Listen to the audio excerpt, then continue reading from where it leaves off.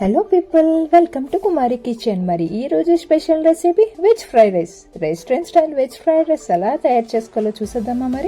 మరి ప్రాసెస్లోకి వెళ్ళిపోదామా? ముందుగా బాయిల్ చేసుకున్న బాస్మతి రైస్ని 1 కప్పు తీసుకుందాం. ఇలా పొడి పొడిగా ఉండాలండి. ఇప్పుడు కడాయిలో 3 టేబుల్ స్పూన్ వరకు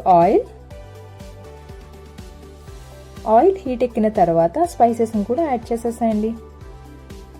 ఇప్పుడు అలాగే కొంచెం క్యారెట్ ముక్క తరుగు, కొంచెం క్యాప్సికమ్ ముక్క తరుగు,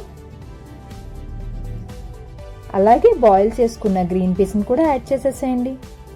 ఇప్పుడు 2 పచ్చిమిర్చి చీలికలు వేసేసి పచ్చివాసన పోయేంత వరకు ఫ్రై చేసుకోండి.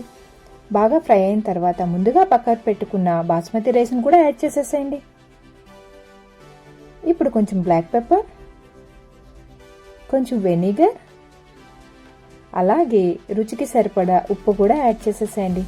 ఇప్పుడు దీన్ని హై ఫ్లేమ్లోనే టోస్ట్ చేసుకోవాలి. బాగా గుర్తుపెట్టుకోండి, చైనీస్ వంటకాలు ఏవైనా హై ఫ్లేమ్లోనే టోస్ట్ చేసుకోవాలి. అప్పుడే ఆ స్మోకీ ఫ్లేవర్ ఇస్తుంది. ఇప్పుడు కొత్తిమీరతో గార్నిష్ చేసేసుకోండి.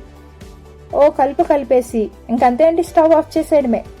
ఇంకా చాలా బాగుంటుంది. ఎవరైనా సింపుల్గా తయారు చేసుకుని ఈ రెసిపీ బ్యాచిలర్స్ అయినా ఎవరైనా చేసుకోగలుగుతారండి. లంచ్ బాక్సెస్కైనా దేనికైనా ఈజీగా అయిపోయే ఈ రెసిపీ అండి.